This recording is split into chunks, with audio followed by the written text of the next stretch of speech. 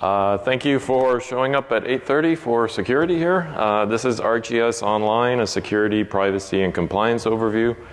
My name is Andrea Rosso. I'm lead architect on ArcGIS Online and presenting here with Michael Young, our Chief Information Security Officer for our products. As the name implies, we're going to be talking about ArcGIS Online today. ArcGIS Online is Esri's multi-tenant software as a service platform, which allows you to subscribe to a virtual portal in the cloud, and without installing any software or running any infrastructure, you have a GIS at your disposal where you can upload your information, you can run analysis, you can manage users and collaborate on projects and so on. But the infrastructure is run by us, by Esri, and so around that there's a lot of questions about security and compliance. So this is what we're going to try to focus on today. Is first I'll talk a little bit about what I call platform security. So these are all the things that you have control over in terms of how your data gets shared out to different groups of people, and all the settings that you have in your portal in terms of security. And then Michael will talk a little bit about different deployment architectures and mixing online with enterprise and various patterns that our customers use, and sort of pro and cons of that for security. And then he'll finish up with some of our compliance work and various compliance effort that we're trying to reach and have. So let me start off with platform security. So to understand the platform a little bit, I wanted to quickly introduce the information model that we have in the portal. So there's four different components to the model. One is the portal itself. So this is the thing that you work in. This is your subscription, your place where you log into. And that portal has users within it. These are your named users that do work in your portal.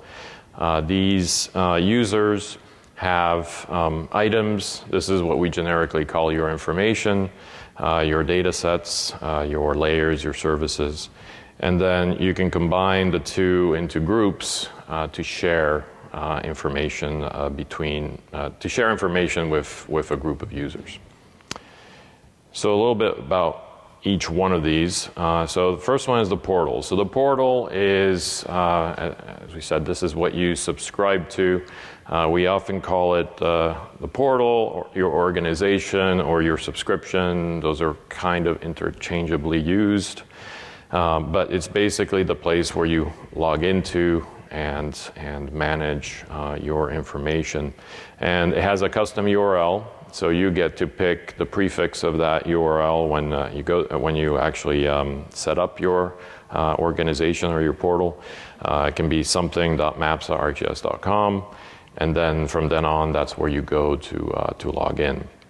You can set your portal to be public, where you can set up a front page and maybe tell a little bit about your organization to anonymous users, and expose some of your public data sets that they could go and look at, maps and services and so on that you want the public to see. Or you can set it to private, where anybody who needs to see anything needs to first log in. Then you have items. Items, as I said, is sort of a generic term that we use for your information, for your data. And an item has a type. We have about 40 different types or so of items currently on ArcGIS Online. These can be a web map, various types of services and layers, like a feature layer, tile layer, or data sets like various packages and shape files, CSVs, and so on. These are items that you create, are private by default. They're not shared to anybody, so you are the only one that can really see them until you share them out. And you can share them to a group of users by sharing them to a group. You can share them to your entire organization, so anybody who can log into that portal can see that information. Or you can share it to everyone. And when we say everyone, we mean anonymous users that can just publicly search on ArcGIS Online and find your information. We will even let Google and Bing and so on know about those items so that they'll index them eventually whenever they run their bots. So when it's shared to everyone, it means the public. And sometimes that's desirable. You have public information you want to disseminate. Sometimes that's not desirable for your particular organization, so that's something to be aware of. Then you have your users. Your users are your named users. So ArcGIS Online is licensed by named users. So those are the people who log in and work inside of your portal. Users own these items that I just mentioned and also own groups. They also have a discoverability attribute. They can be discovered by no one, by the organization, or they can set themselves to be public or discoverable by everyone. And that again means that their information, they can set up a profile about themselves, and that information would be discoverable by anonymous users. And maybe that user is the user that for your organization is disseminating public information, so they want to describe themselves and who they are and so on. Users have roles, so roles determine what they can do in the system. There are 4 different built-in roles. The administrator, who is the super user of the organization who can do basically everything. The publisher, who can publish hosted services or hosted layers. So these can be feature service, tile service, so they can publish this information and create these services. There is the user role, which is sort of users that can't publish, but they can still create information. They can still create maps. They can still upload data sets like shapefiles and CSVs. And then we have now a viewer role. A viewer role is a read-only user that can only see information but cannot actually create anything. And then if those 4 roles don't fit any of your use cases, you can actually take some more fine-grained privileges and put them together into custom roles. So we've defined about 30, 40 or so privileges that you can pick and choose, create custom roles, and then assign them to users. And so with that, you can, for instance, delegate some administrative tasks to certain individual users without making them a full admin of the organization. And then finally, we have groups. Groups are basically contain users and items, and any user within the group can see or use that item. So if you share a web map into the group, anybody in that group can use that web map. There is the owner of the group who created the group can also share information they can access into the group. So they can become a curator of a group of information. So they can pick maps, let's say, or services that they think have a common theme, and then expose the group to a certain set of users so that they can look at the group and see what's the latest and greatest maps and other things that they should look at. So this is how we do the Living Atlas, for instance, on ArcGIS Online. There's groups that we curate and put all the information in, and then people look at at those groups to find the information that interests them. Groups also have a visibility, so they can be shared to no one, private, meaning that nobody can discover them. They can be shared to the organization, and they can be shared to everyone. So again, they can be anonymously discoverable. That visibility isn't inherited by the items and the groups within, the items and the users within the group. So if you share a web map into a group, but it's not shared to everyone, but the group is, anonymous users will see the group, but they will not see the items within it. Now we have a specialized group called groups or group with update capabilities. So in the regular group I just talked about, members of the group can just read or see the items that are within that group. With this groups with update capabilities, they can actually modify that information. So if there's a web map in the group, they can actually go and update it and collaborate on the map itself and change its layers and its content, etc. So because of that power, we restricted these groups a little bit more than regular groups. So first of all, they can only be created currently by admins of the organization. And the items and the users that go into that group need to be in the same organization. So with regular groups, you can actually collaborate between organizations online. So you might be collaborating with other entities out there on certain maps, and you want to share items cross organizations, you can do that. With these kinds of groups right now, you can't. And you can't change that capability on an existing group. So we didn't want to have a case where users put in all kinds of different information, and then the owner of that group changes that and starts being able to edit that information without the users knowing about it. So this gives you some great capabilities, especially we've seen it used quite a bit in like shift operators for emergency management. So you're updating, say, fire boundaries for an emergency, and you have different sets of people that are updating the map and keeping that up to date, and they have shifts and come in and out different times, and so they can put the map in one of these kinds of groups and then all be able to update that information. It's also great for collaborative editing. So let me switch over to editing of a feature layer. One of the powerful features of ArcGIS Online is that you can upload your information and create feature layers out of it, and then you can actually do editing on it. So a lot of people can submit information, clean up data, collaborate on features. And so on a feature layer, you can switch on editing. But the first thing you need to understand about this is that there's a certain group of people that can always edit a feature layer, even though the editing ability is off. So that's always the owner. The owner can always edit their own feature layer. Admins of the organization that feature layer is in can also edit always.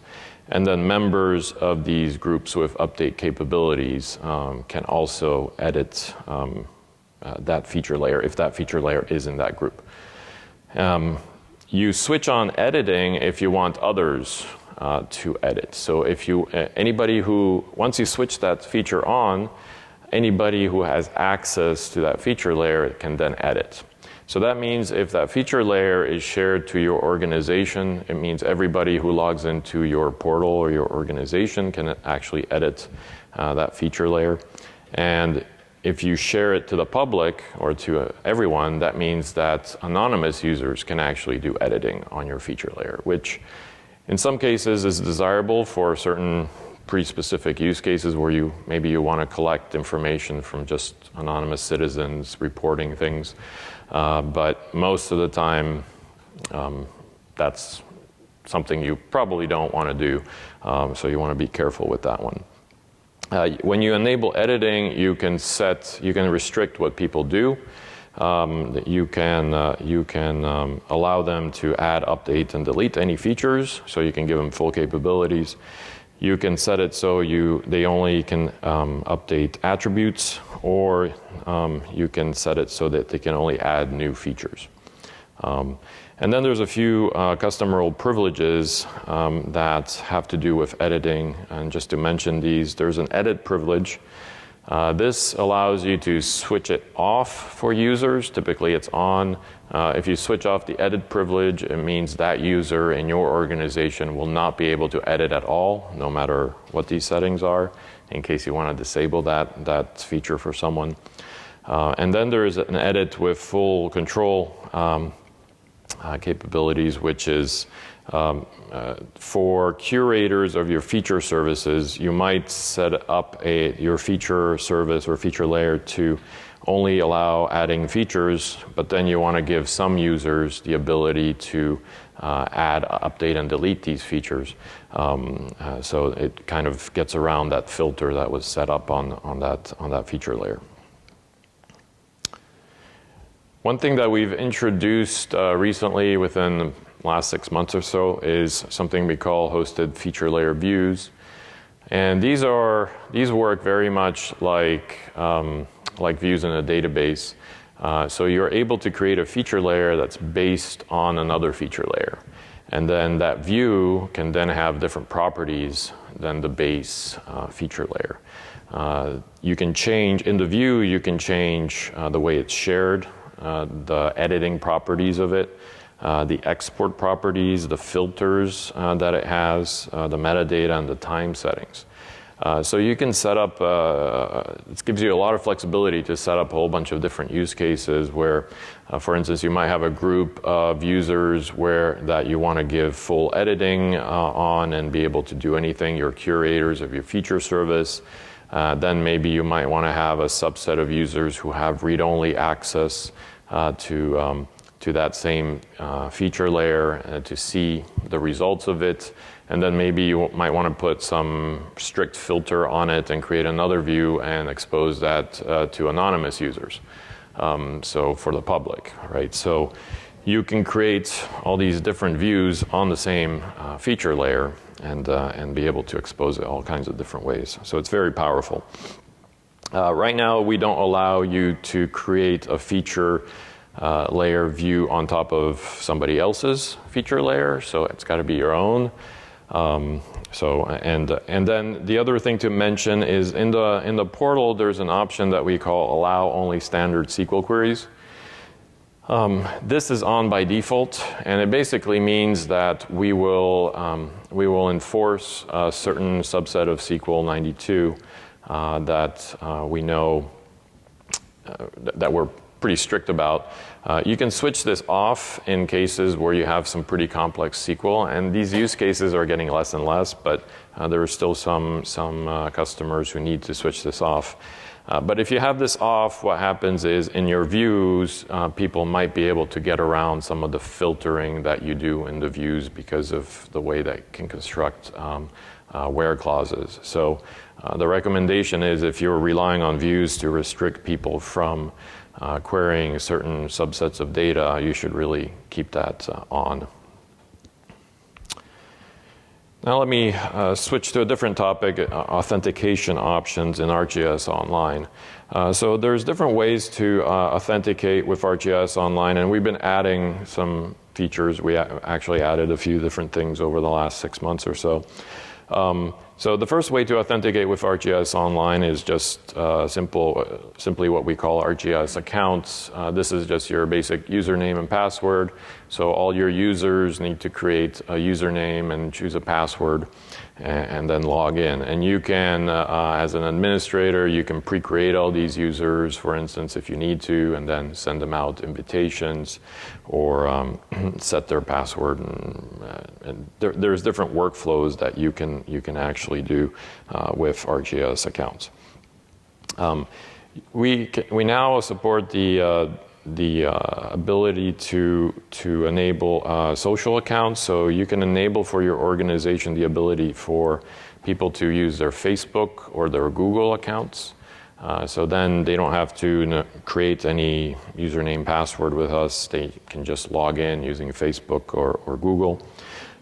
So that's convenient for certain cases, depending on your type of organization. And then finally, you can use your own identity provider. So that's a fairly popular option with organizations that have their own identity provider, such as an Active Directory or an LDAP, and they want to use those logins instead of having everybody create yet another login. And this integration works with something called SAML 2.0. So that's a spec that allows us to trust your identity provider to tell us that your users have been authenticated. And so your users then go to your own internal servers to authenticate. They type in their username and password. And then there's an exchange of information back to ArcGIS Online that tells us, yes, this is a valid user, they've authenticated properly, and let them in. And so you can set things up so that you can automatically allow anybody who passes the identity provider authentication to log in, and will automatically put them into your organization. Or you might want to set it up by invitation only, where you actually send them an invite, and unless they have the link to come in, they won't be able to actually join your organization online. Well, when you set that up, you also have the option to do things like set up their default role, set up the default groups that they would join when they log in. So there's a few things that you can choose when they automatically get added to ArcGIS Online. And you can mix and match. So you can actually have ArcGIS accounts with social identities, with enterprise identities, all in the same organization if that's what you need to do. Now, a lot of organizations rely on their identity provider to enforce their corporate policies of multi-factor authentication, password policies, and so on. However, for people who might not integrate with their identity provider, we also offer some additional options for ArcGIS accounts. So the first option is multi-factor authentication. So this is where if you enable this, your users can set up a second factor using their smartphone, where they would have this app, either Google Authenticator or Microsoft Authenticator, that constantly has a number that's rotating every 30 seconds, and that number needs to be typed in when they log in. So they need to provide the password and that number to actually get into the organization. So you might want to do that for your super users, your admins, or anybody who has some special privileges to do things to protect those against any sort of malicious use. There's a few requirements for multi-factor authentication on online. You have to have 2 admins in the organization. Typically, what organizations do is they set this up on their admin users to protect them. So we always wanted to have backups for your admins, so that if one of them has problems with their smartphone, the other one can actually take care of it and reset their MFA. If you do have requirements for other types of multi-factor, right now we support Google Authenticator and Microsoft Authenticator, you can still, there's nothing stopping you from using your identity provider and being able to set it up that way. So if you have other integrations that you need to do, that's what a lot of customers do in that case. Then you can also set password policies on ArcGIS accounts. So we have a default policy right now of 8 characters and 1 number. That might get stronger over time depending on recommendations by different entities. But you can actually set this password policy to be much stronger if you'd like. You can set how long the password must be, and then you can set character classes. For instance, they need to have caps and lowercase letters and symbols and numbers. You can also set history requirements, so the reuse of passwords that your users have, so they can't reuse 5 passwords or something like that, and an expiration policy, so actually have passwords, force a password change every 90 days, for instance.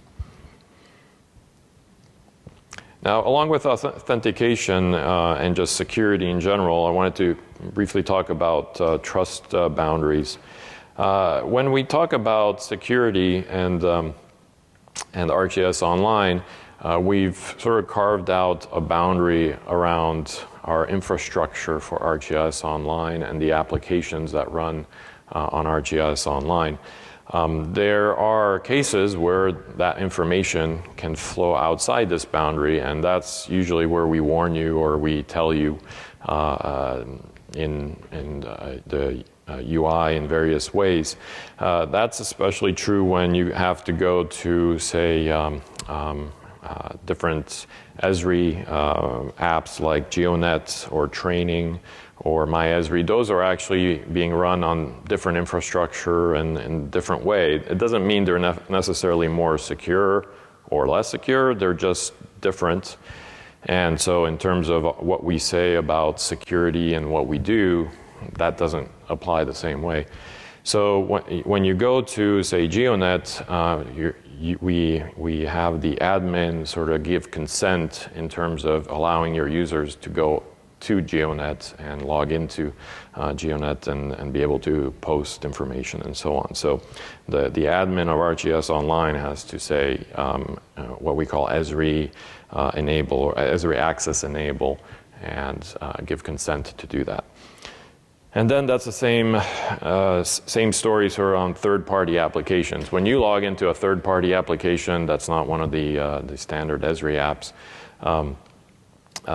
you're sort of trusting that the application is working on your behalf to give you administration tools or give you special analysis tools or whatever, but you're trusting them to do work on your behalf.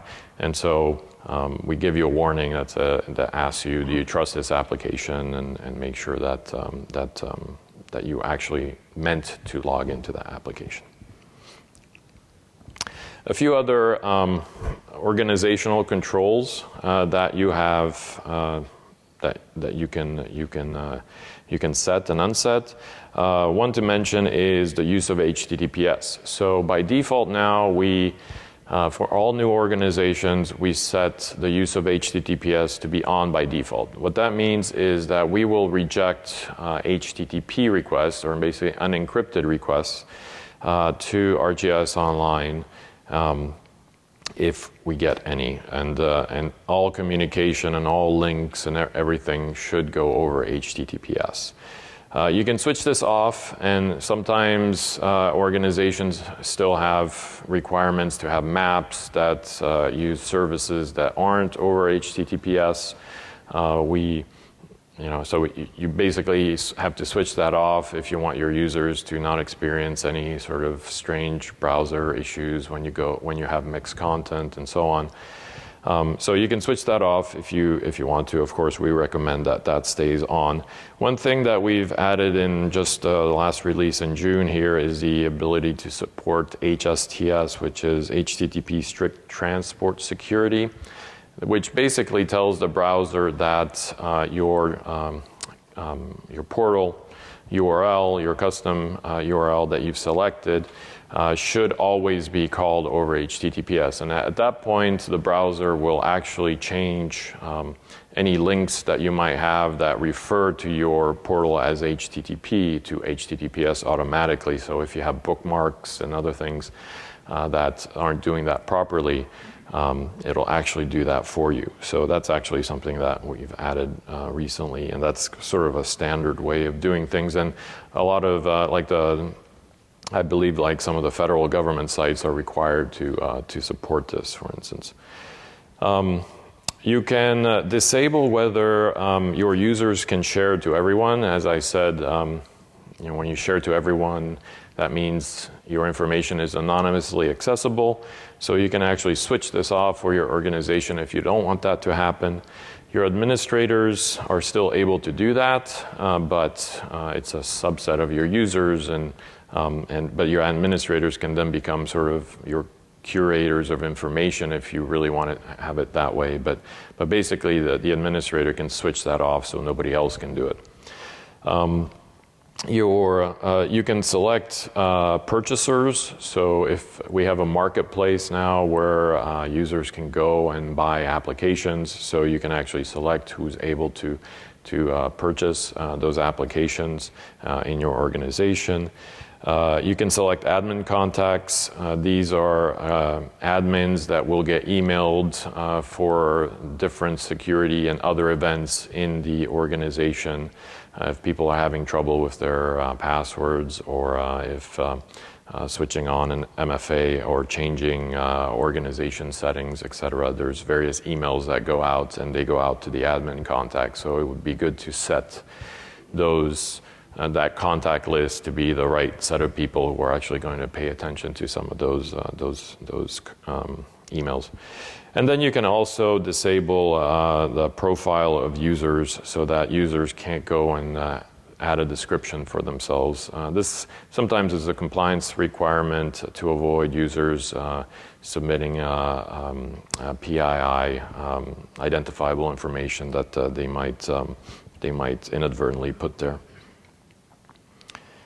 There's a few sort of more advanced settings that are a little bit more low level. Let me try to explain them. There's something called trusted servers. So if you're working in a hybrid environment where you have online with your own enterprise portal and server, then you'll probably want to set your portal as a trusted server in here. And basically, if you're using web tier authentication and enterprise logins, basically your users will have a smooth experience where they won't have to log in again to your on-premise system and to online separately, and their identity should just flow between the two.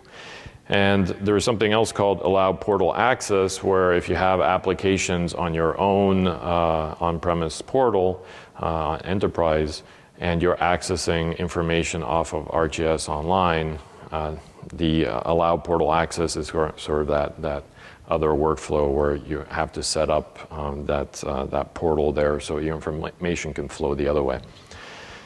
And then finally, there's allow origins. So this is to do with cross-origin resource sharing cores.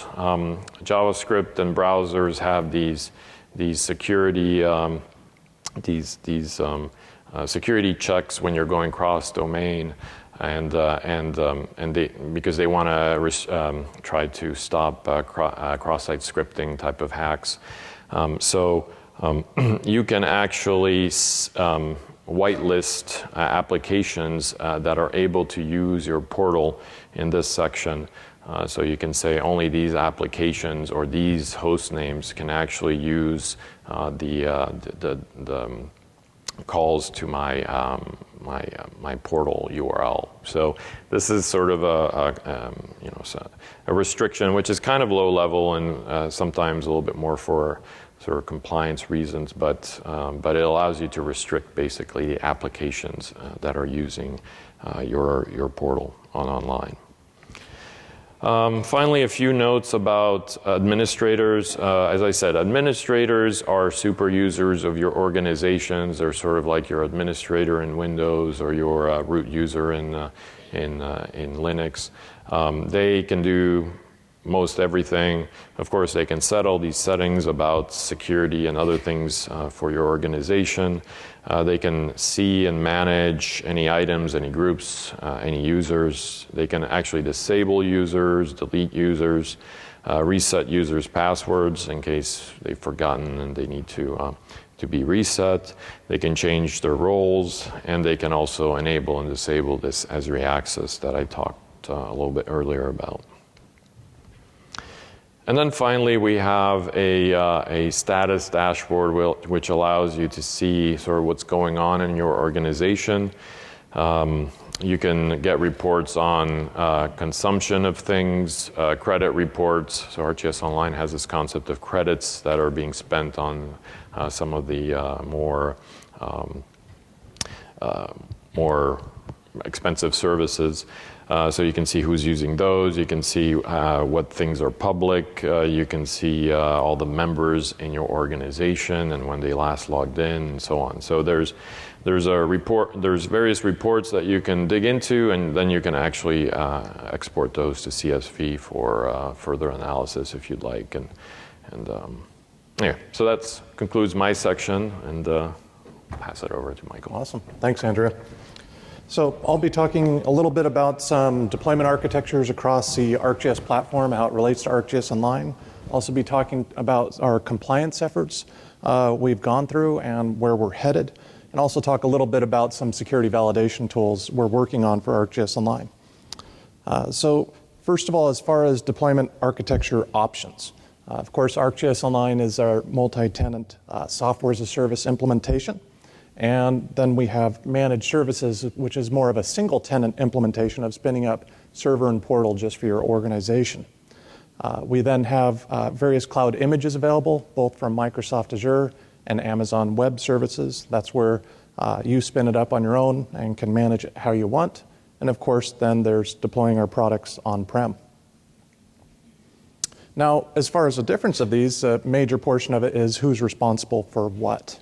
So I'm going to sit down because this monitor is just too low for my height. It's not in disrespect for you guys. It's just it makes it a lot easier for me to actually see what I'm presenting to you guys. So as far as on-prem, as you can see, it's all the customer's responsibility end-to-end from the virtual servers, security infrastructure, all the way through the application tier. Now, when you get into cloud images, they're interesting because sometimes some customers think, well, I'm going to grab an AWS, it's AMI, Amazon Machine Image, and hey, Amazon has a FedRAMP authorization, so if I spin it up in Amazon, I have a FedRAMP authorized solution. That's not really how it works. What you actually get when you spin up, let's say, ArcGIS Servers AMI, is a application that's running on Amazon's cloud infrastructure. But there's no security validation or components built into that. So antivirus updates of our product or the operating system or the database, none of those are in place.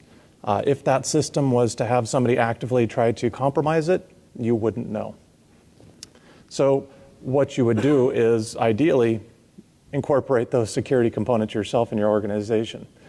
The other option, if you don't want to do that, is our managed services implementation. It's called Esri Managed Cloud Services. One of the variances of it has what's called a FedRAMP moderate authorization, and that's the Advanced Plus rendition.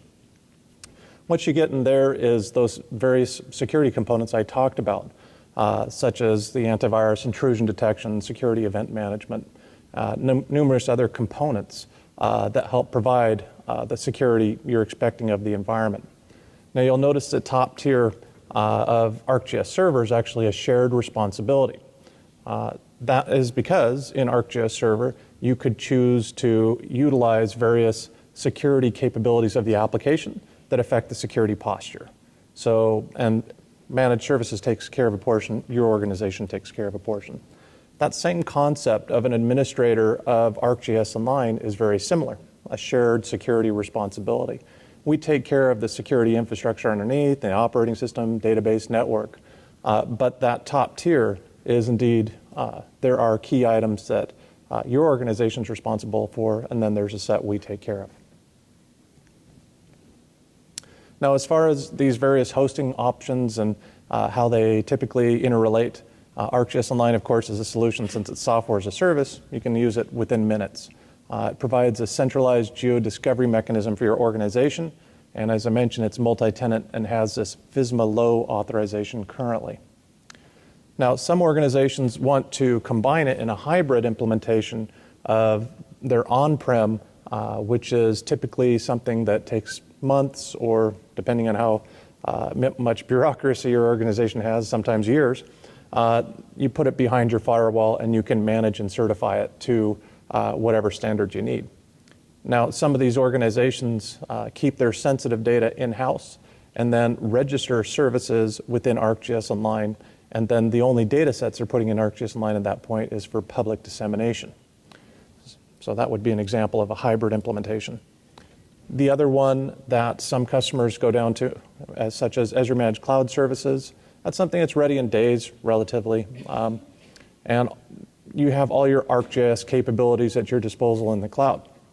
These are dedicated services to your organization, and the Advanced Plus has that FedRAMP moderate behind it. The key here is that customers are using sometimes just one of these options, sometimes a variety of them together to provide segmentation of information in the most effective manner. Yes? Which one's HIPAA compliant? Good question.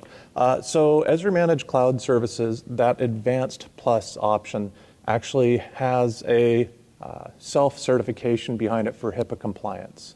So you could utilize Esri Managed Cloud Services Advanced Plus. It's actually a HIPAA variance in Advanced Plus.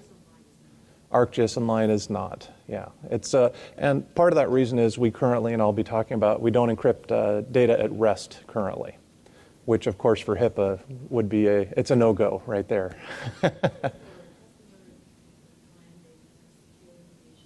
Yeah. Yeah, so what's the solution for a customer who is light on funds and wants to host sensitive data somewhere? And honestly, the two main answers would be on-prem in your organization. Hopefully, sometimes that's cheap, sometimes that's not. Sometimes that's very slow, I understand. And then the other one is, the only one we currently have is Esri Managed Cloud Services to facilitate that.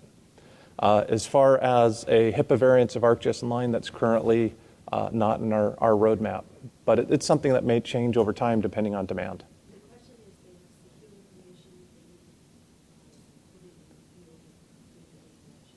Yeah. Is it when it's offline, that's okay, or is it offline? So when somebody has set, yeah, yes.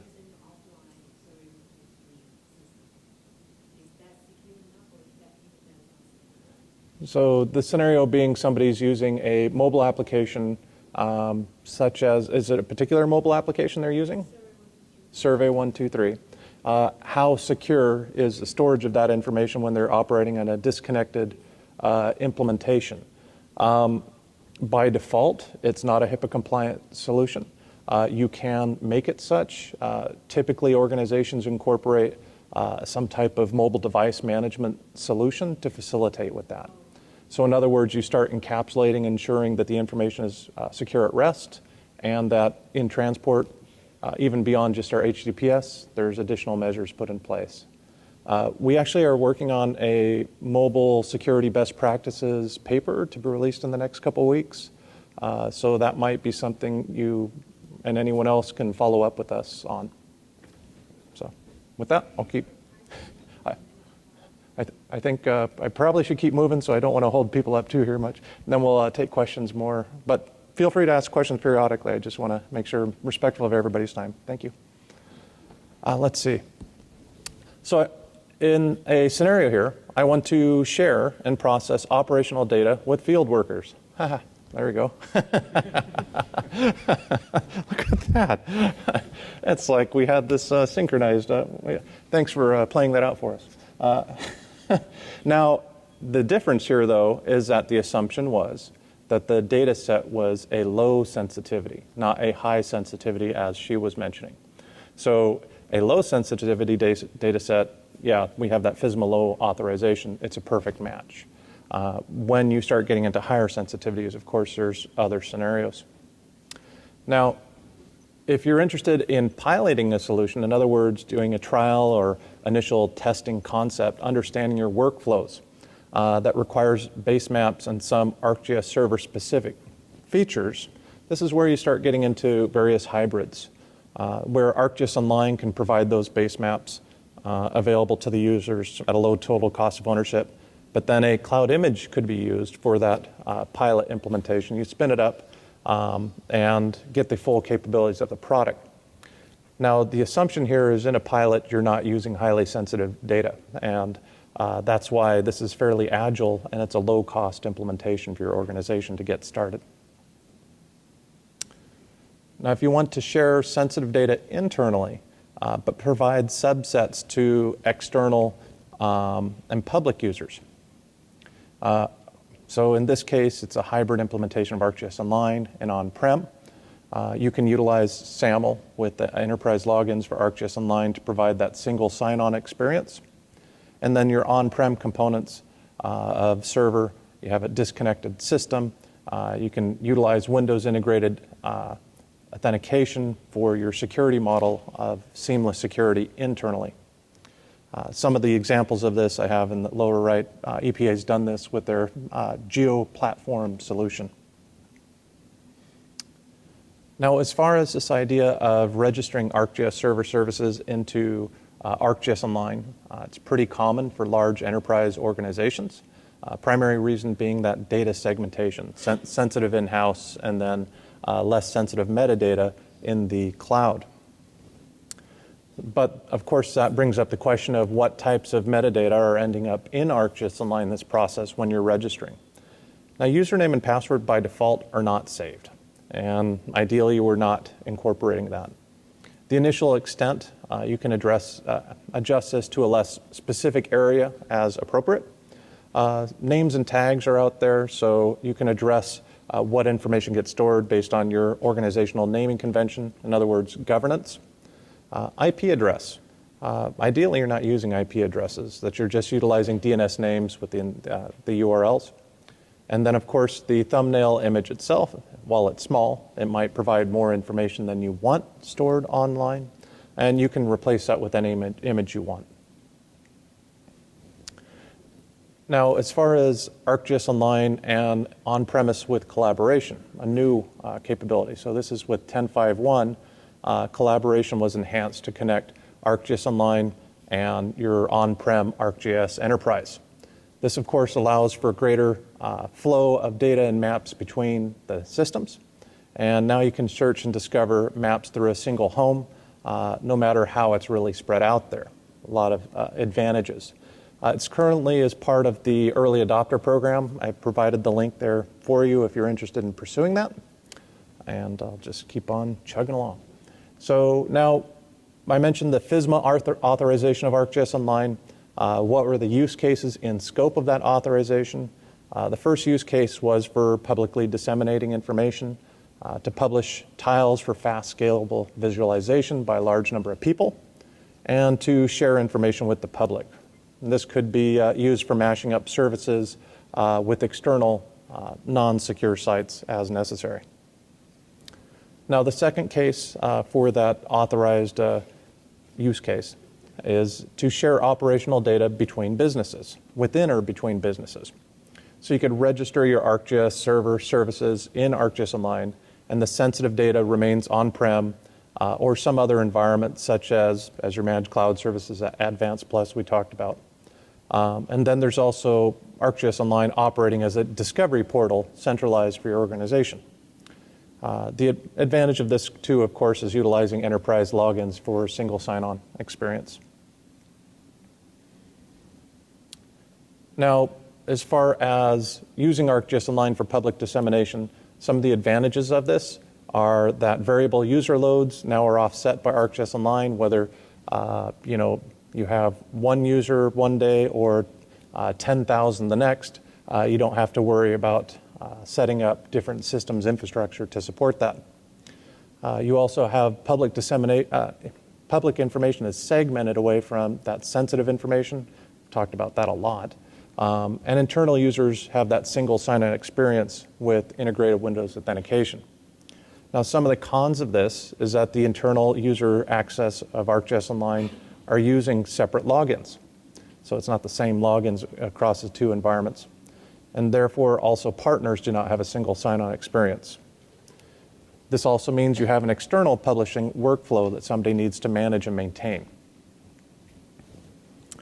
Now, this idea of utilizing both ArcGIS Online and Portal at the same time is increasing in popularity, especially as we get into this collaboration aspect. You have the same scalability and segmentation benefits. Portal and server are federated, providing a single sign-on experience for the employees. Some of the cons include that you have the overhead now of managing additional infrastructure in-house with that portal. And I mentioned the separate workflows for Portal and ArcGIS Online, but that evolves as you now can do the collaboration to help sync some of that information between your systems. Now, some organizations decide to pursue multiple ArcGIS Online organizations at the same time, one potentially for private information and one for public information. Some of the advantages of this is you have ArcGIS Online becomes your common place for whatever you're trying to get. Mobile users, collector app users access ArcGIS Online directly. Enterprise logins can be used to provide SSO. Now, of course, now you have two orgs to manage as part of the cons. And then partner logins are managed within ArcGIS Online, and therefore those partners don't have a single sign-on type of experience.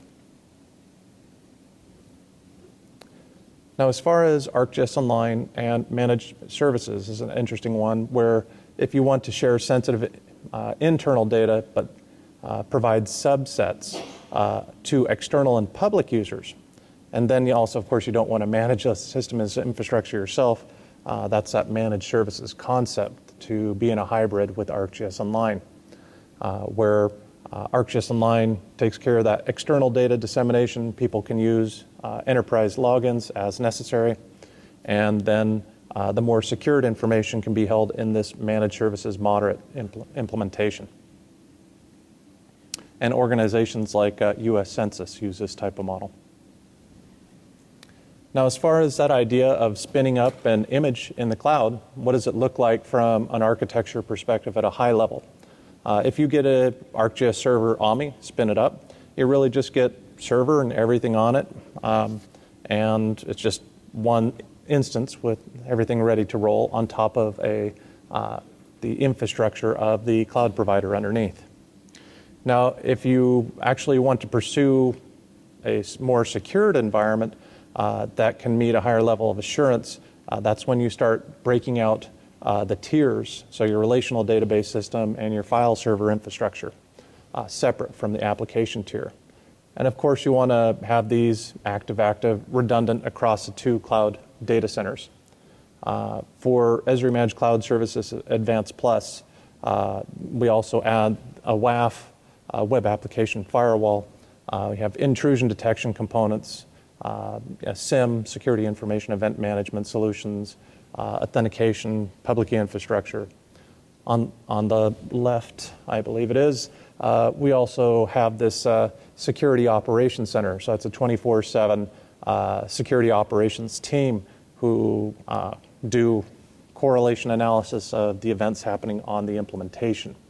And last but not least is, of course, having a Bastion gateway, as opposed to all administrators and all users having access to all the systems directly. So let's say the Esri administrator could directly access ArcGIS server and portal and all those.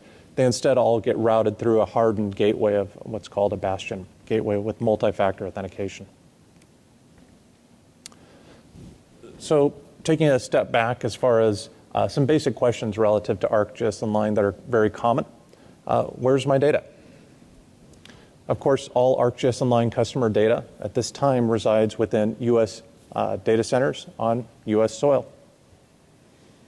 Is my information encrypted? Well, I already gave you a little bit of a hint of that one.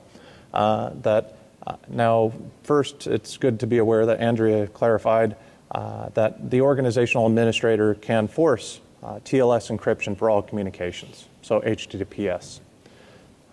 However, ArcGIS Online currently does not encrypt the customer data at rest. Is my data locked into ArcGIS Online? Do I have a mechanism to pull it out? No, because of course the customer can download that data back to their organization via shapefiles, CSVs. the original publication process.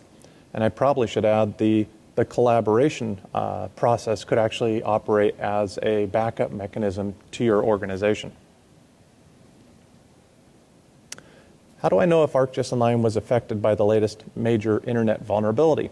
Sometimes customers, of course, going back to that responsibility diagram, when you don't have responsibility for the infrastructure and you hear all this stuff on the news about other organizations getting compromised, you go, well, geez, is my data that's out there in the cloud in ArcGIS Online okay? So within those media hyped events, we'll commonly have customers calling us and asking us, is my stuff okay? And so what we do is we actually publish stuff on trust.arcgis.com.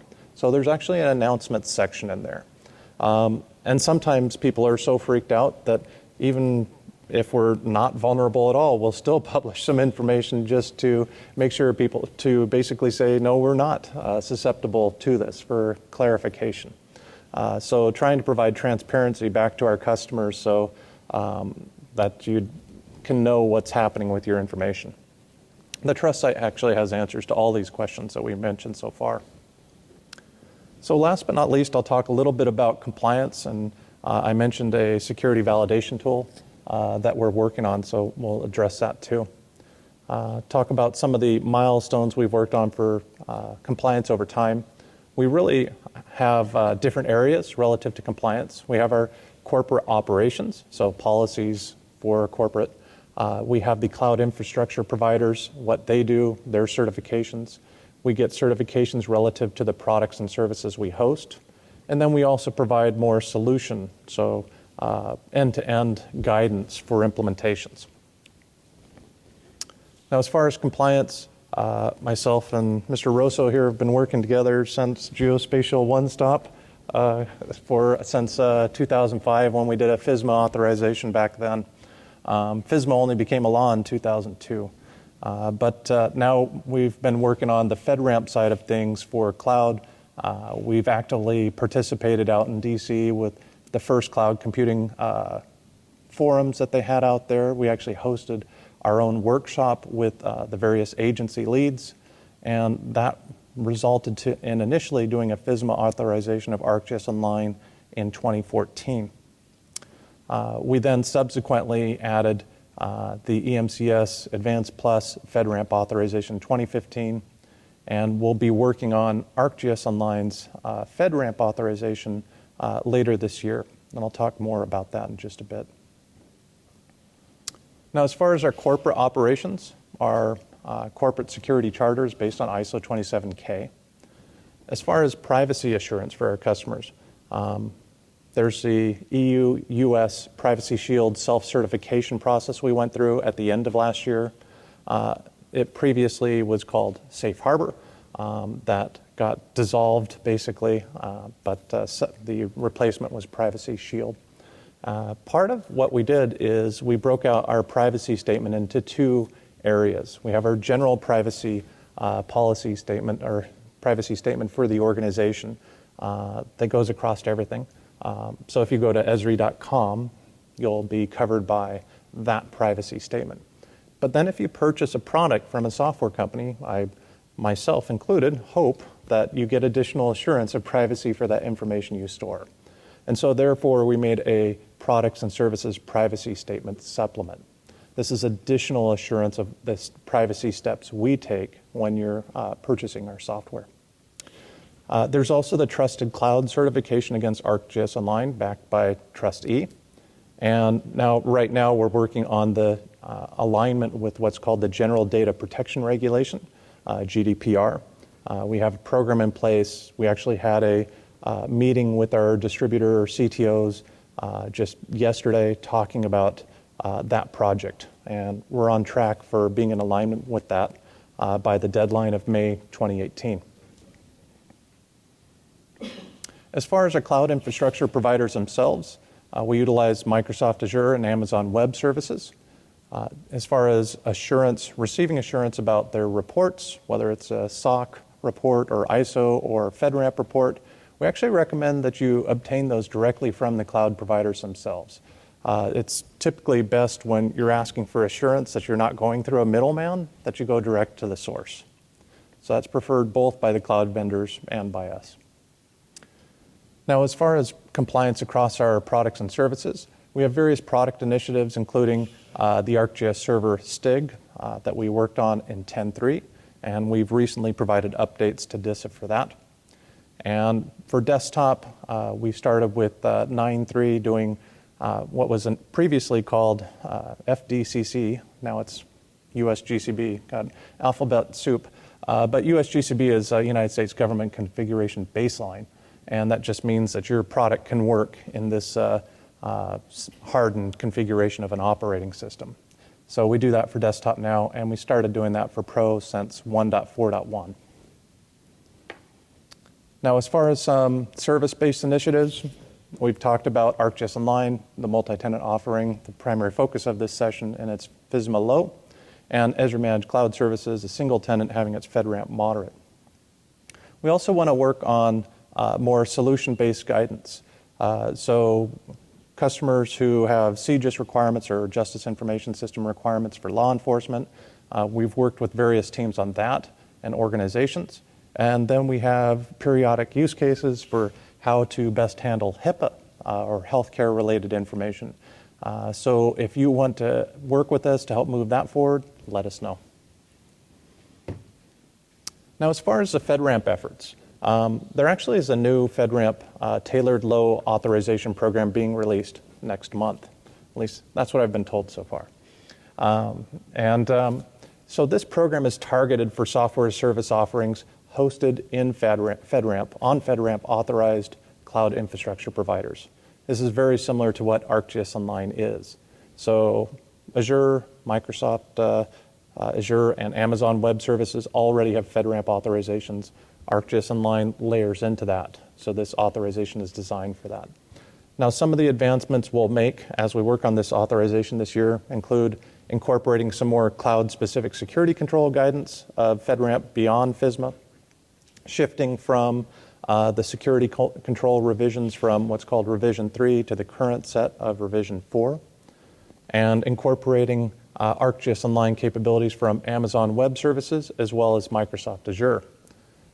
This includes hosted feature services. So the goal is to wrap this up, this authorization, before the end of 2017.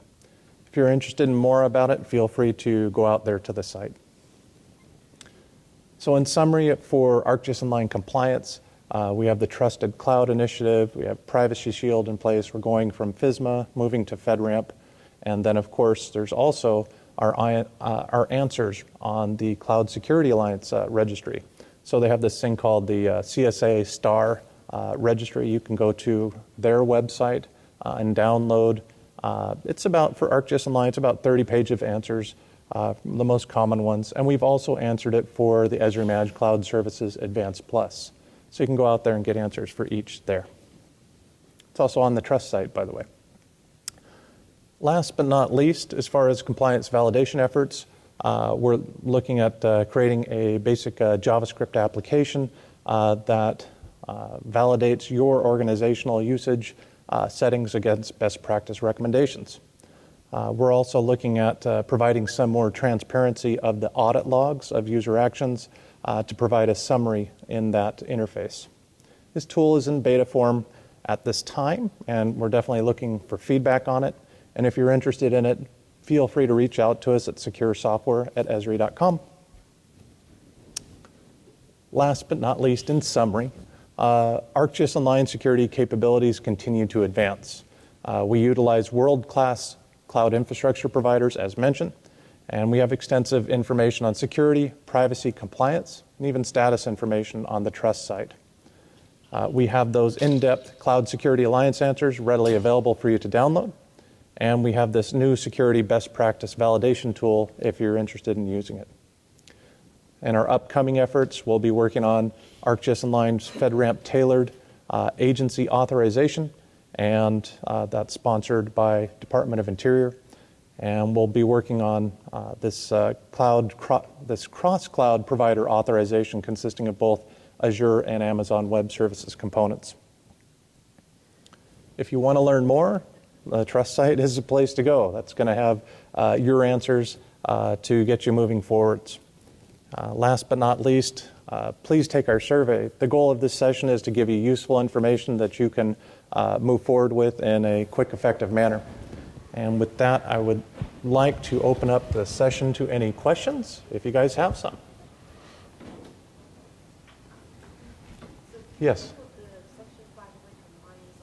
Section 508 compliance. Yes, so we actually now have a resource assigned to leading Section 508 compliance because, well, I don't know if we're supposed to give names, but good question. I'll give you the name separately because I don't want to throw resources underneath the bus for RIN.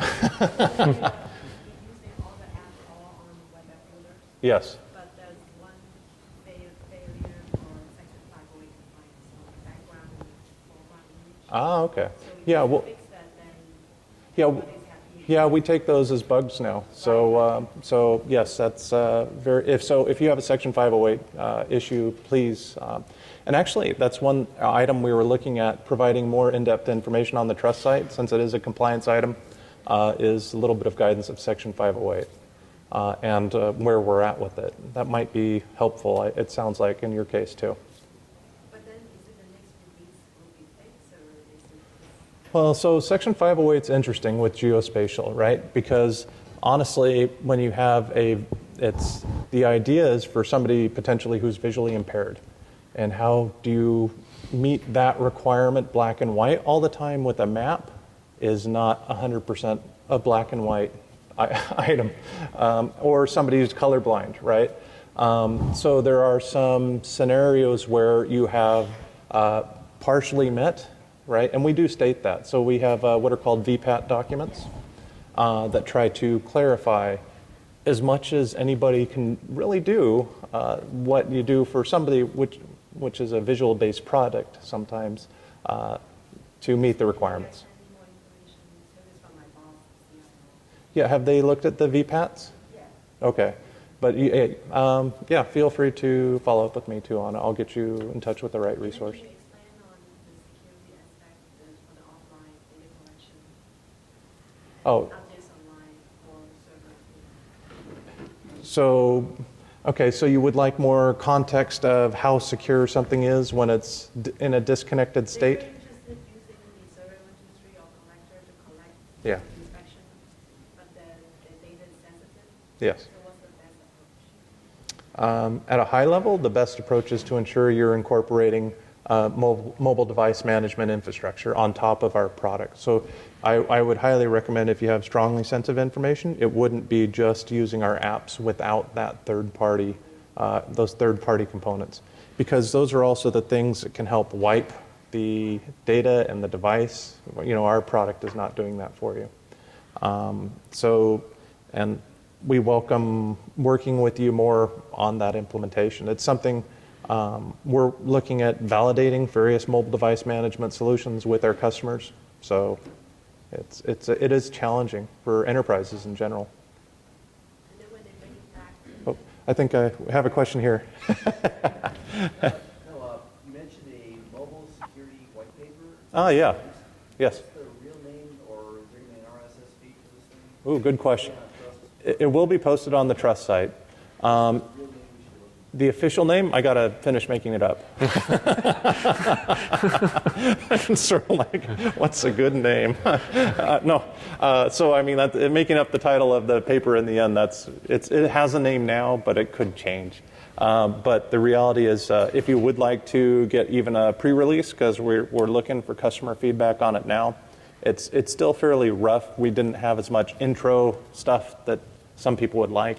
But it still has some good meaty stuff in it already. So just reach out to us at that securesoftware@esri.com, and I'm on that alias, and we would just get you a draft version of that. Any other? Yes? Are there any limits to the numbers of the users in the groups, or the various roles in the groups? So the question is, are there any limits to the number of users in the groups, and what was the other one? And the different roles. And the different role. No, currently, I'm trying to think. On groups, I don't. Yeah, no, we don't. We don't limit the number of users. So that's actually something we've been working pretty hard on. Is to be able to manage well very large organizations. If you get to a certain size right now, there are things are fine, but it's just some user interface things are a bit hard to use, and some things go a little bit slow. But on groups, I don't believe we have any sort of limitations. And number of roles, I don't. I'll have to confirm that, but I'm fairly certain that there's no limit on that one either. So you can have as many admins as you wanted in that group? Oh yeah, you can have multiple admins. You could go to the extreme and make everybody an admin, but Don't do it. That's not a recommended practice. Sorry. He's here to keep a watch on me. Yeah, it does have ease of use, so I'll give you that. Yeah. So it's.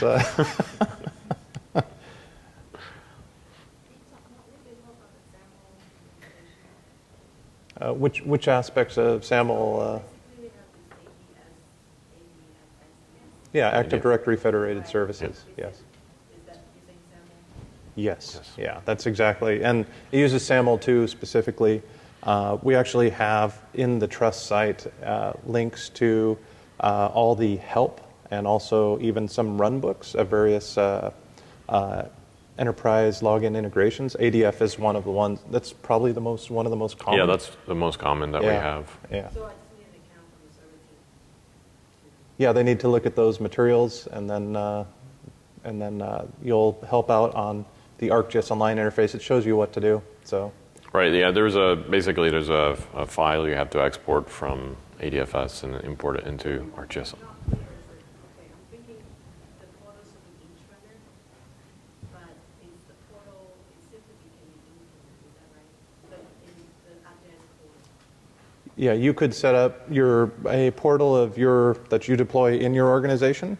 You could set it up to be just for your own internal usage, or you could expose it externally to the internet too. That's your organizational choice. There's security consequences to that, and sometimes organizations who have stronger concerns about security risk actually break out 2 separate ones, like one for internet users that has access to data sets that, if they accept more that if somebody gets that data, it's not a huge deal. Like, let's say HIPAA data, that they would keep that on a separate internal only intranet access type of system. But yes, but it's internal. Yeah. Internal report. Yeah. How am I going to get the data from ArcGIS Online back to the internal portal? Does it have the tool right now to bring the data back, or we have to do all kinds of manipulation to get the data back from ArcGIS Online back to the portal internal? So the question is, how do you get information back into your internal portal? So that's something that Michael mentioned with collaboration.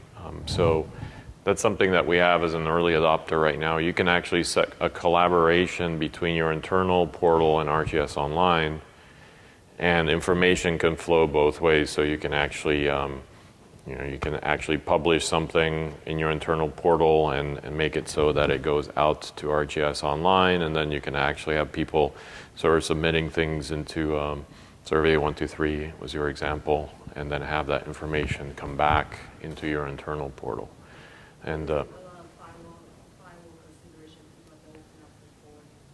way it actually works is your internal portal communicates out to ArcGIS Online periodically. So it's not like you have to poke a hole from outside to inside. It's more going from inside. Yeah, going. So it periodically sort of goes out and grabs.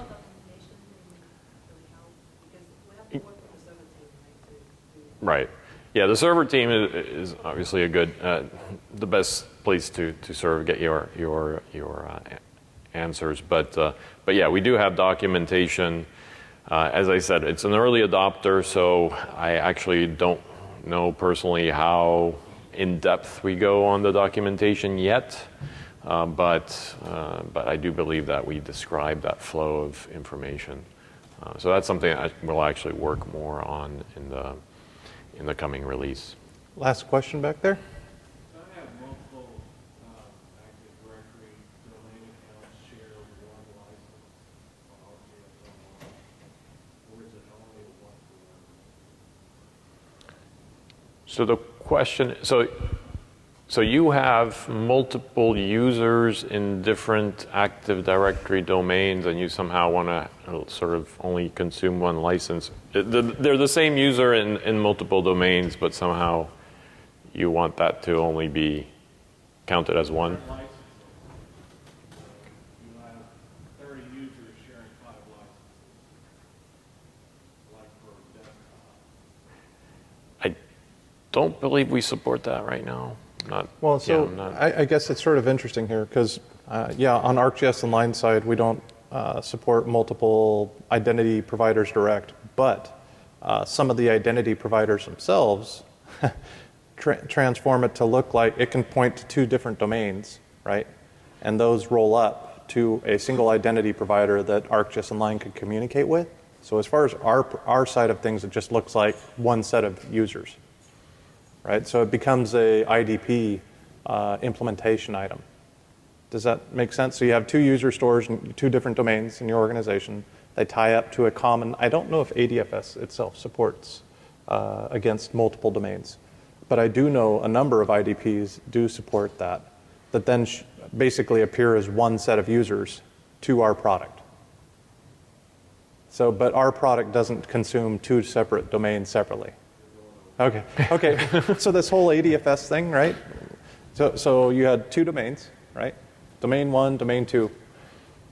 So what do you do with SAML? So you don't talk directly to each domain. You actually talk to a middleware guy. That's called an IDP, an identity provider, and that's what talks SAML. So you stick that, and the most common one in a Microsoft infrastructure is called ADFS, Active Directory Federated Services. I don't know if you can stick one ADFS on top of 2 separate domains offhand, but I do know that you can stick some identity provider solutions against those 2 domains instead. And then and that just talks SAML to ArcGIS Online and just looks like one set of users. Well, the reason I have 5 ArcGIS Online licenses, Yeah. but I have more than 5 people who use it. Yeah. Yeah, well, what's interesting is that you could register 2 people from domain 1 and 3 people from domain 2, and that would be your 5 count total that you allow through your identity provider. But if you do have, 10 people, 15 people that need to use it, and you only have 5 named users, right now you can't share.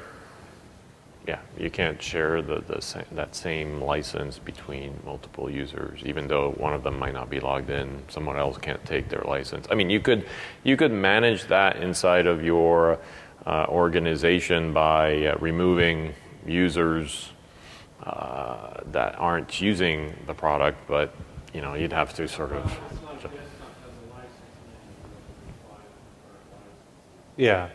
Right. Yeah, we don't. Only 5 people at a time can use it, they share it across 5 people. Yeah, we don't have that. Yeah, we don't have that for ArcGIS Online, and yeah. Anyways, Okay. that was it. Thank you very much, everyone. Okay, thank you.